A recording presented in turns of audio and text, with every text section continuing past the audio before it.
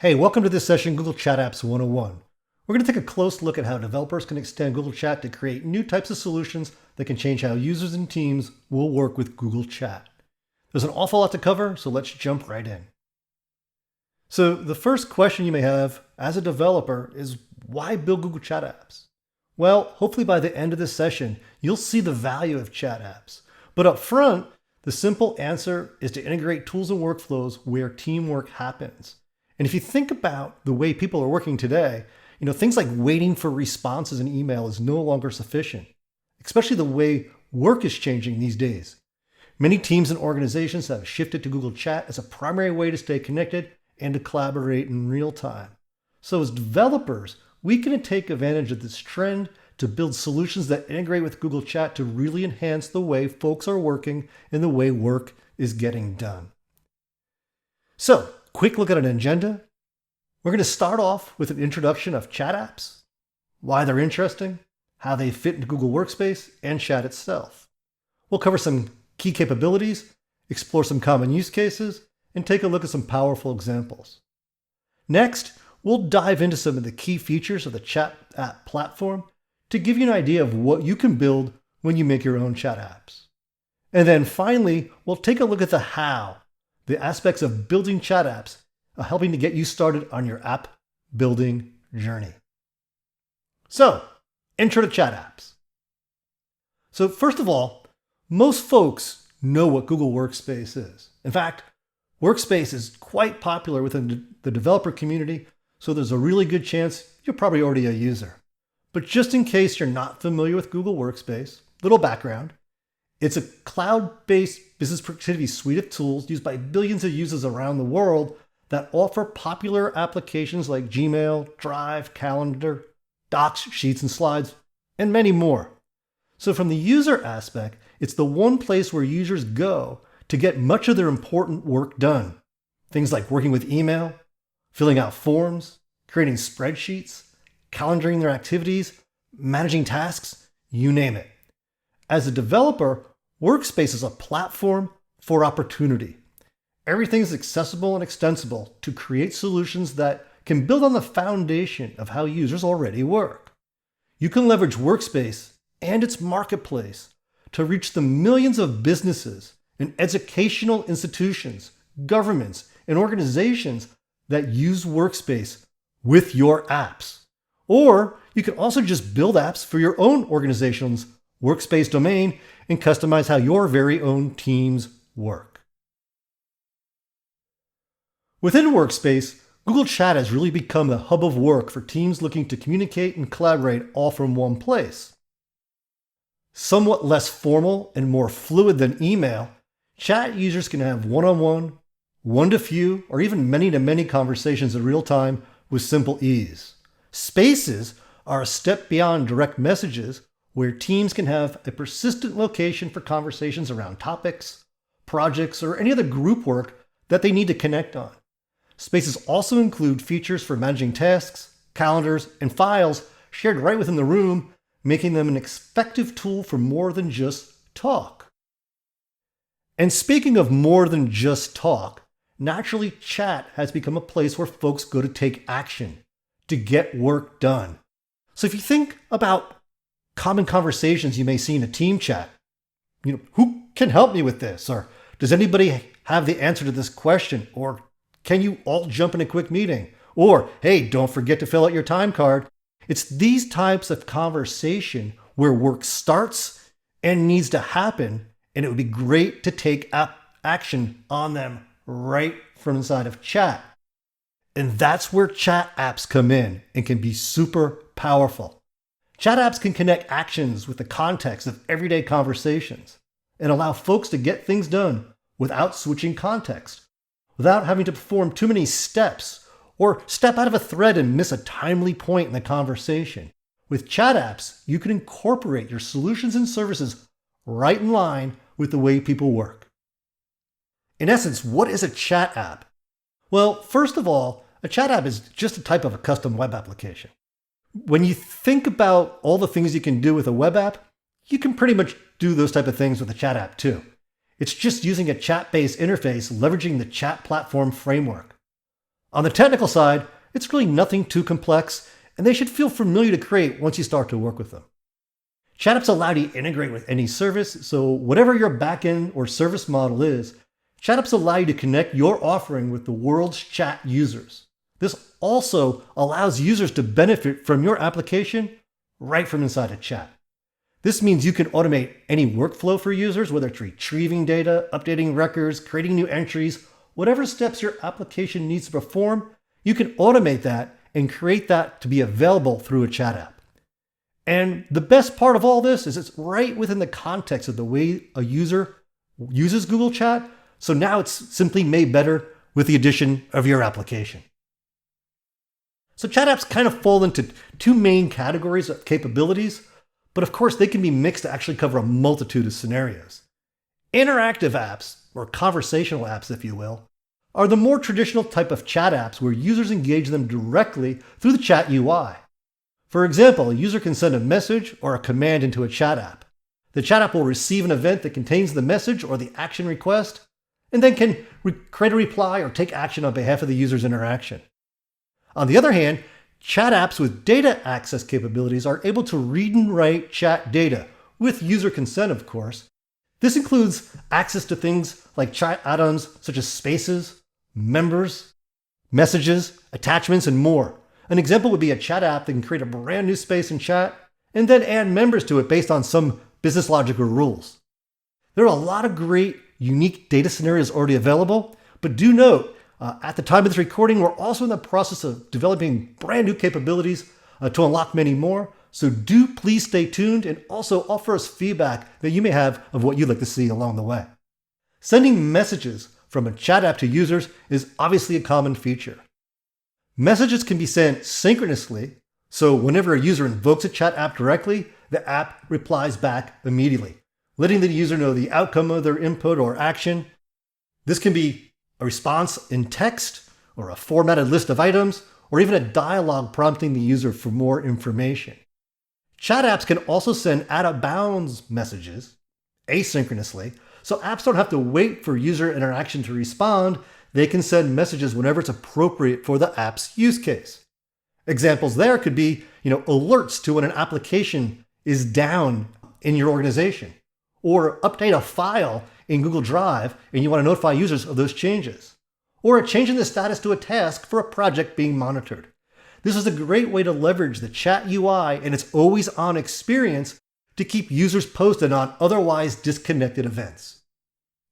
The result is chat apps can be game changers for how users leverage chat in your applications side by side.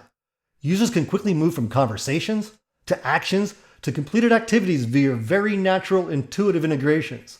The sky is virtually the limit on the use cases you can build for. Here's a great example we see from PagerDuty. You'll probably know PagerDuty as an organization that provides incident management platforms for IT departments. Well, the PagerDuty for Google Chat app allows users to take action on incidents right from within their conversation and stay in the loop during outages, service disruptions, and escalations, no matter whether they're at their desks or on their go with their phone, all right from within the Google Chat app. And besides notifications, the app also allows teams that need to rally around specific events to respond in a very orchestrated way. The app can automatically create a dedicated instance response space in Google Chat and then add just the right team members automatically.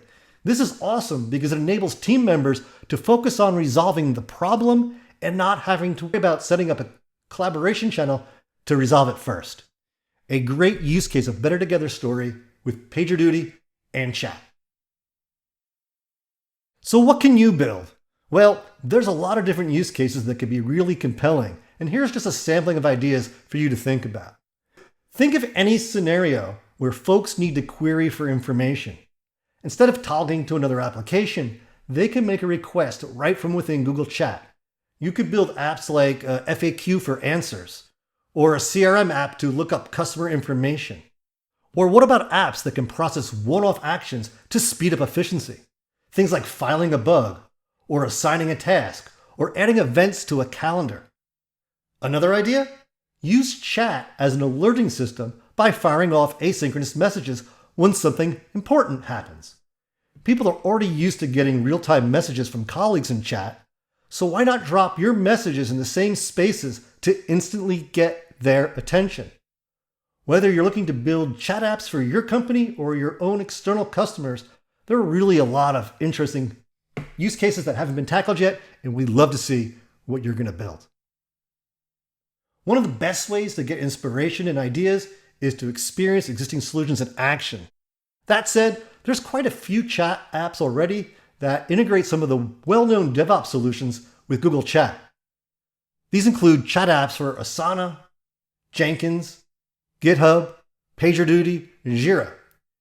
For the sake of time, we're not going to go into the details on all these, but as a developer, if you personally use any of these apps, do try them out for yourself and see what the possibilities are, and maybe they'll inspire you to build your own. Now that you've seen some of the value and some of the interesting use cases of chat apps, let's turn our attention to some of the functional feature areas for chat apps. One of the biggest superpowers of chat apps is they can easily impact where teams are collaborating and having conversations. This includes one-on-one chats, group conversations, and of course, from spaces as well. As a developer, this allows you to include your application right in line where folks are communicating and become a useful part of that conversation. This way, folks can call on your chat app to bring in data, perform tasks, or whatever your use case is, on demand as easily as they would add another human to the conversation. If you take a look at this animated image on the screen, this is an example of a team using the Meet chat app that is built right into chat, by the way, to schedule a meeting right from within chat without losing context of their conversation. So instead of switching over to Google Calendar, looking up the schedules of everyone in the space to see when is the best available time to meet, and then creating a meeting event, the Meet chat app does all of that for them, letting the team stay focused on the conversation at hand while having the meeting created for them. And speaking of invoking chat apps, they're also easy to engage and work with. Adding them to a space requires a simple app mention, just like you would another person. And depending upon how your chat app is used, you can also add natural language commands, making it super easy to work with. In the animation we see here, here's a team that app mentions a chat app, a Kanban chat app, and they ask it for a report of the team's availability just using some simple text. The app then quickly responds and lets them know all their team members' schedule are and who has availability. Once they see that free time right here in chat, they then call another chat app called the Issue Bot, which they then use to assign a task to the user that has the most availability, all just in a matter of quick few steps without ever leaving chat. Super neat. Slash commands are a useful way of making the features of your chat apps easy to discover and use. As a developer, you can use slash commands to broadcast your important features, and you won't have to manage all the iterations of parsing text commands and figuring out what the user is asking for by letting them invoke your rich command set. For users, slash command can make working with your chat app essentially foolproof and a whole lot easier and faster to boot. Here you see an instance of the Asana chat app. Asana has a bunch of features they offer, and you can easily discover those all with a mere slash. And you also notice the Asana chat app has a best practice where they have a help function that reveals all the available slash commands that their app offers, making any user have a foolproof experience to work with it. Sometimes you need to gather more structured feedback or inputs from users. Dialogues are a great, effective way to do that. For users, they feel very natural and intuitive. For developers, they can streamline and enhance the user experience while ensuring you get back just the responses you need in the formats you need to help users interact with your app the best way possible. Here you can see an image of a dialogue being used to capture the subscription preferences of a user. As you can see, it uses some of the input widgets like drop-downs, switches, and buttons to make this experience super easy. Essentially, every user interaction with a chat app warrants a message response to be returned to the user. The simplest format for that, which is probably sufficient for a lot of use cases, would be plain text, which, by the way, you could also add some formatting capabilities to. However, if you want to go beyond plain text and really improve the user experience, the chat framework allows developers to respond with cards that add structure to the message, as well as the option to include interactivity. You can add things like on-click events to the elements in cards, namely buttons, that perform additional app actions or open URLs or both, or whichever your use case is, which can broaden the way users experience what your chatbot offers. Passing links in chat message is a super common practice for users.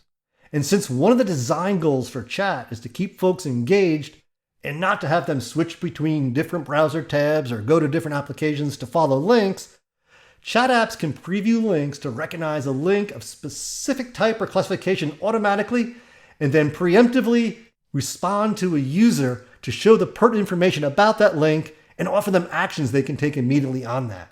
For example, that could be to quickly change the status of a bug, or, as in the case we see here in the image, subscribe or unsubscribe to different newsletters.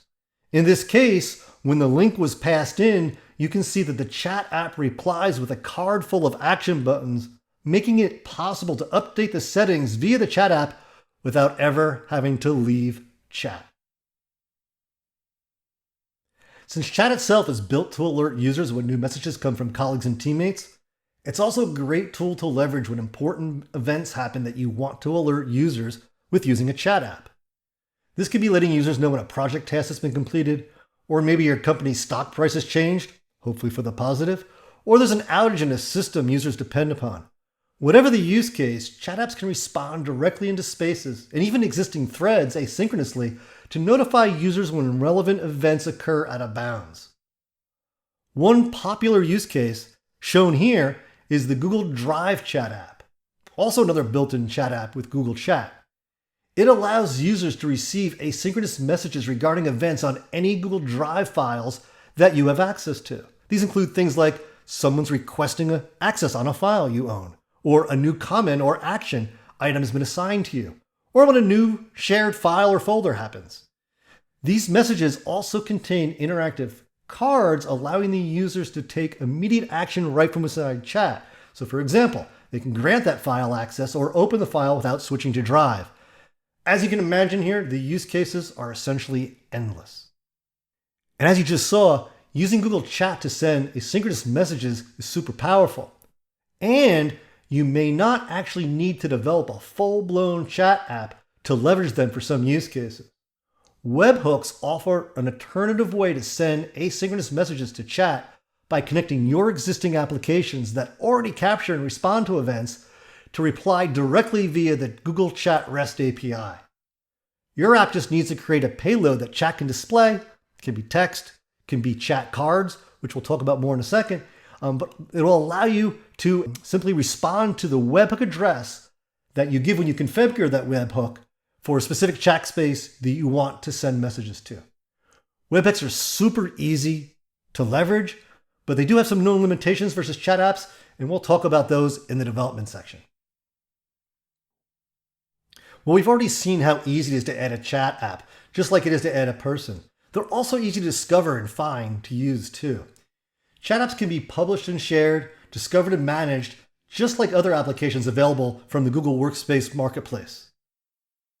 As a developer, you can target internal audiences for just your organizational domain, or you can create chat apps that can be discovered and deployed by administrators around the world. Here, you can see how simple it is for a user to add the Kanban chat app to a space where that app has already been deployed to the domain.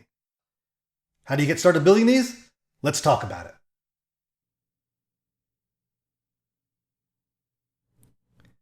So before you get started, here's just a few high-level thoughts to consider before we talk about specifics. So first off, one of the advantages of chat apps is they really aren't that complicated to create. So whether you are looking to simply integrate an existing app with Google Chat to have a presence in the chat UI, or you're building a full-blown chat-centric use case, it's really similar to building a web app, but just in Google Chat. There are a number of different ways you can build chat apps, and we'll cover those in a moment. Which you choose depends upon your app needs and your personal preferences. The nice thing is there's a lot of flexibility once you learn the options. The same goes for tech choices. You can build chat apps using your existing or favorite dev environments, languages, choice of cloud, or even on-premise. As long as the chat service can post to your app and you can respond in kind, you'll be good to go. Depending upon your use cases, you may be using the chat framework for interactive, conversational type chat apps, or you may need to enlist the full-blown chat RESTful API for more chat data-driven or asynchronous messaging apps. In many cases, you may actually use both. Planning out your app and all the functionality up front will help you narrow down what your needs are and help you drive some of your design decisions. Another important design decision is, will your app be public-facing? That is, for users in any domain, think customers, or just for your own org's internal domain use? The latter does simplify some of the choices you'll need to make, but technically they're not that dramatically different in the end, so don't worry too much until you go to deploy. And finally, make sure you spend some time thinking about how to create the most optimal user experience. Chat apps that miss the mark on giving users a great user experience tend not to get used or reused. Be sure you take some time before you code to think out what will really make users respond positively in using your app. Picking out how your chat app will interface with the chat framework is one of the first decisions you'll make when building a chat app. There are 4 primary options, so let's take a look at each one at a glance. So first off, using HTTP endpoints is the most common approach for building chat apps. This includes chat apps that are published in the Google Workspace Marketplace for public use, as it allows you to scale your app seamlessly and it spans across multitudes of workspace domains with ease.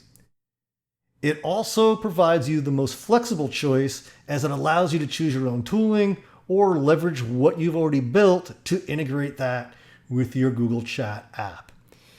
To implement this, all you need to do is present your app as a web service to interface with Google Chat. Your app can then respond synchronously or asynchronously to chat events via enclosing your messaging payload in the HTTPS post response.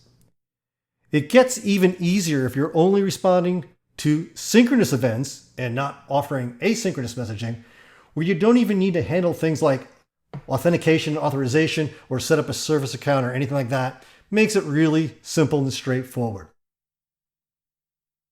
One alternative to using HTTP endpoints is creating your chat app using Google Apps Script. This is a great option for both speed and simplicity, and it's likely the quickest path you can take into building a chat app.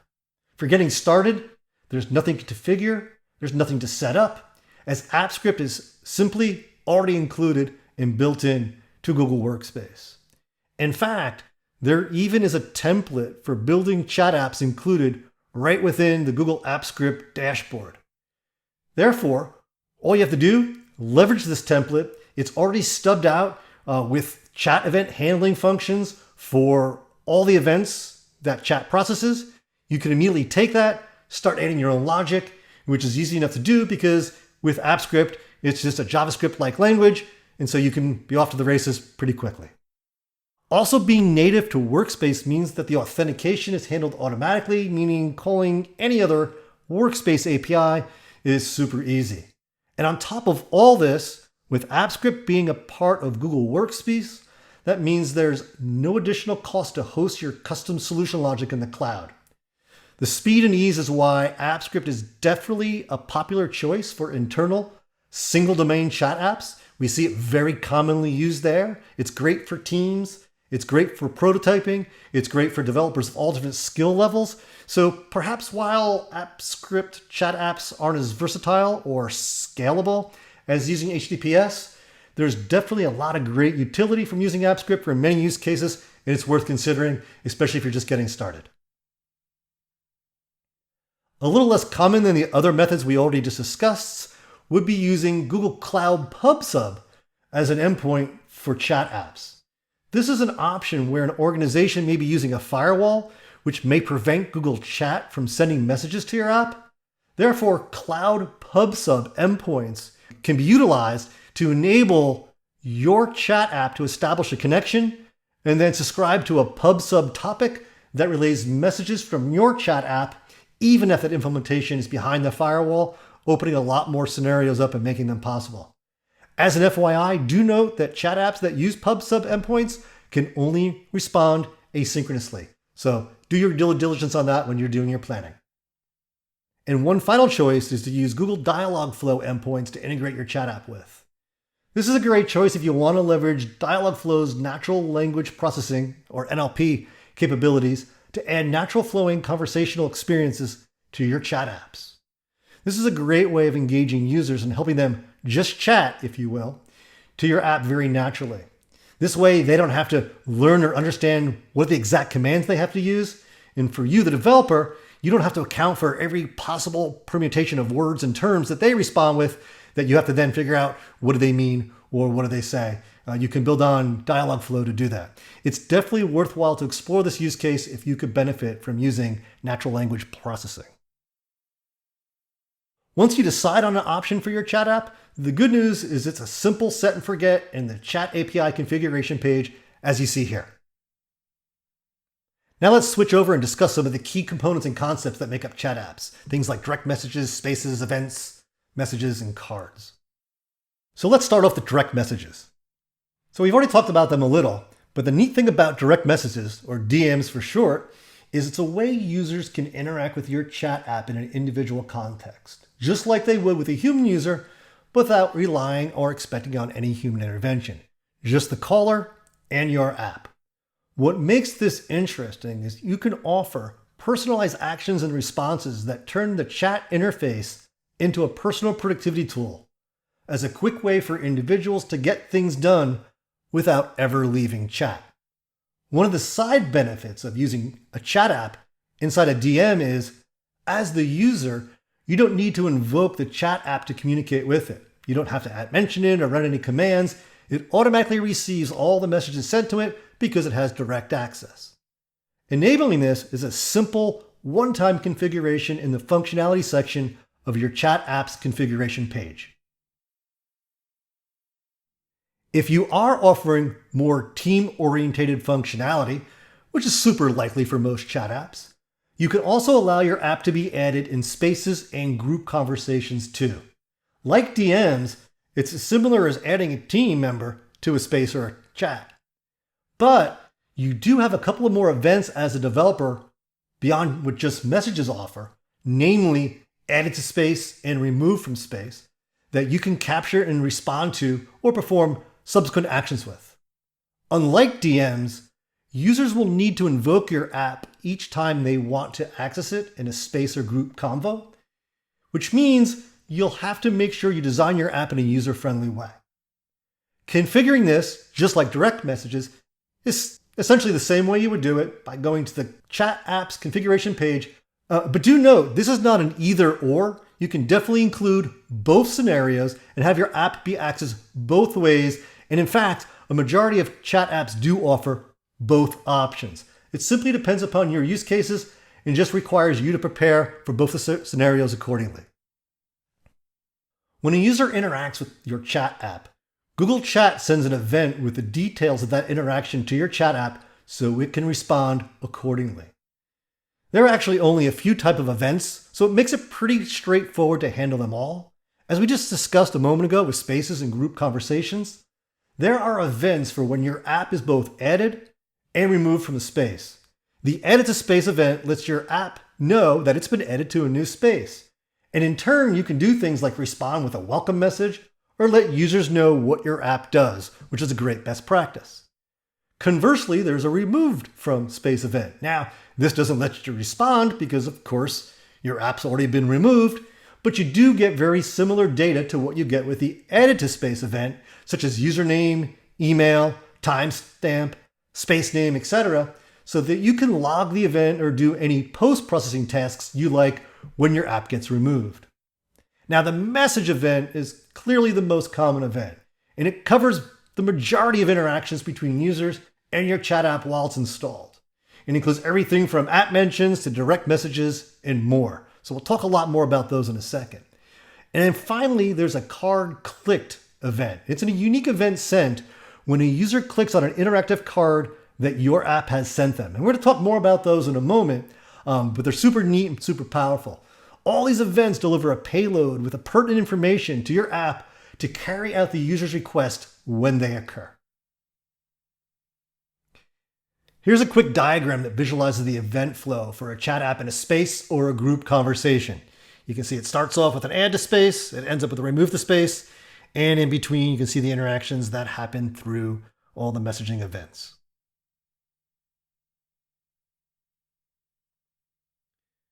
Messages are at the core of chat apps. There's a format for messages passed to chat apps from Google Chat and a format for messages passed from chat apps to Google Chat. So first, messages passed to chat apps describe everything about a user's interaction. These are sent as events when a user app mentions your chat app or sends a text message, a hyperlink, or an attachment to your chat app. Your app receives a detailed payload of data, which describes everything about the message, allowing you to take the steps to perform the appropriate action or response. As you can see here on the screen, in the images shown here, there's a simple hello message coming from the chat user as we see on the left. On the right side, we can see the result payload being sent to the app. That contains the message type, the time sent, the actual text of the message, the space it was sent in, and more. All this the developer can use to then process the instructions and the requests from the user as necessary.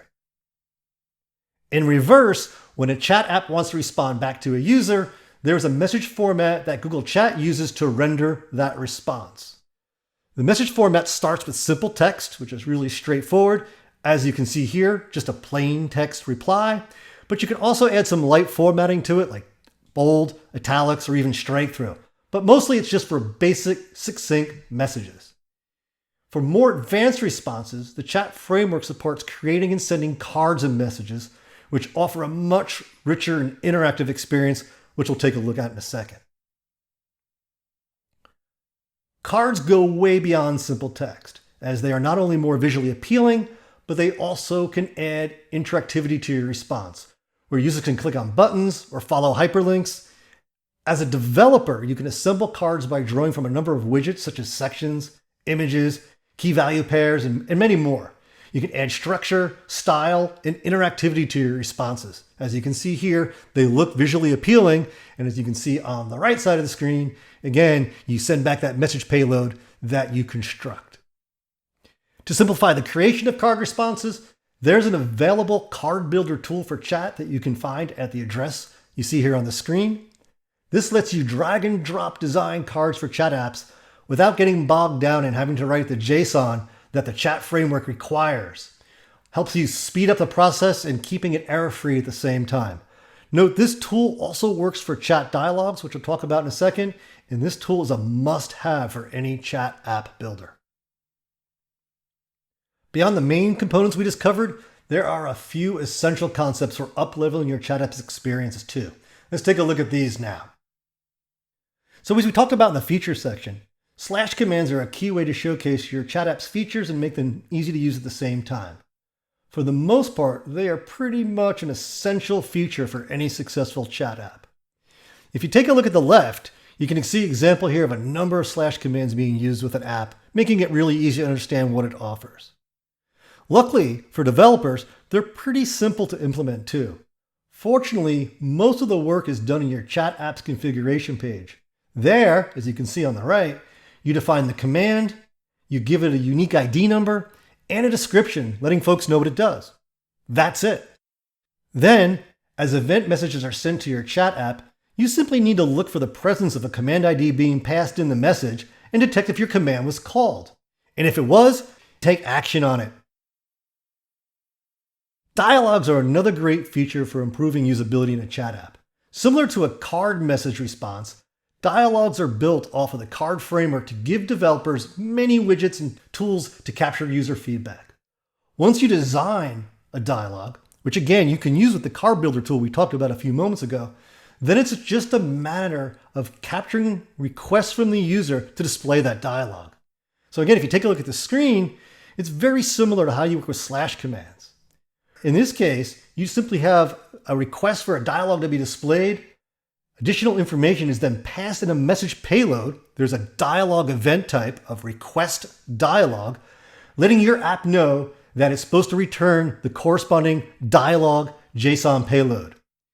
Now, not shown here is when a user completes the form and takes action on it, say for example, clicks a submit button, a card clicked event is passed with the message payload having a dialog event type of submit dialog. Then, once your app receives that event, it's just a matter of processing the form inputs field that contains the values that the user chose in your dialog, and then do what you need to do with them. Setting up preview links, which we interchangeably also refer to as link previews, is another configuration setting you can add to your chat app that lets you detect common URL patterns in a shared link and respond proactively with a message or card that represents that link. Now, technically, these are pretty easy to implement and build on how you already know how to respond to message events with cards. Here, all you have to do is add a URL pattern to links that you want to detect in preview. Again, you do this in the configuration page. All you have to do is add a host pattern and a path prefix if you want to add one on top of that. And this way your app will be able to watch for those, so to speak. Again, on the screen, you can see at the right, here we are simply configuring a link preview for a domain called anothercorp.net. In this case, it'll have a prefix of subscription. Then, anytime a link is passed matching that pattern, our chat app is already going to receive a message containing a matched URL object with the exact URL passed in the payload. Again, you can see that at the bottom of the screen, which makes it easy to capture that. And as a developer, all you have to do is respond to that using an interactive card or text or whatever it makes sense that you can see here on the left of the screen. And then finally, just like with all the other previous interactions, processing message attachments start off the same way, with a message that it lets your chat app detect that the user has shared a Drive file or uploaded a document or file into chat. Again, on the screen, you can see there's a message payload with an excerpt shown here at the bottom that gives you all the pertinent information within an attachment field to help you process that file accordingly. Then once you have that info on the attachment, such as the content type, the name, the URL, you can process it with either the Get Attachment API for uploaded files or the Media API for Drive files. Okay, final section, and we're not going to go super deep here, but just some brief notes. But of course, all this stuff is documented at developers.google.com/chat. So let's start off with an important one around authentication. One of the benefits of building on Workspace is the user is already authenticated, which means there are quite a few chat app use cases that don't require any additional steps for managing authentication. Things like working with synchronous messages, app script callbacks, and incoming webhooks fall into this category. However, a number of advanced use cases do require additional auth. So you'll need to handle this for things like asynchronous messages, working with PubSub, and calling the chat REST API. There's a full section in the developer docs, so we won't go into details here, but you can definitely check that out at developers.google.com/chat/API/guides/auth. Now, of course, calling into your own integrations will likely require you to authenticate users to access your external apps. So if you take a look at the screen, you can see that a prompt has been sent to the user to welcome them to authenticate in your application. The process flow starts for that by presenting the user with a private prompt that has an action response with a type of request config when you need to authorize them. Now, typically, you'll only need to do this once. You can also supply them with the URL to visit the configuration page that you use for authentication and authorization. Again, not going to go all the details here, but this is pretty straightforward and spelled out in the user documents. We've already talked quite a bit about using asynchronous notifications for really compelling use cases, but they do require a little more work than synchronous messages.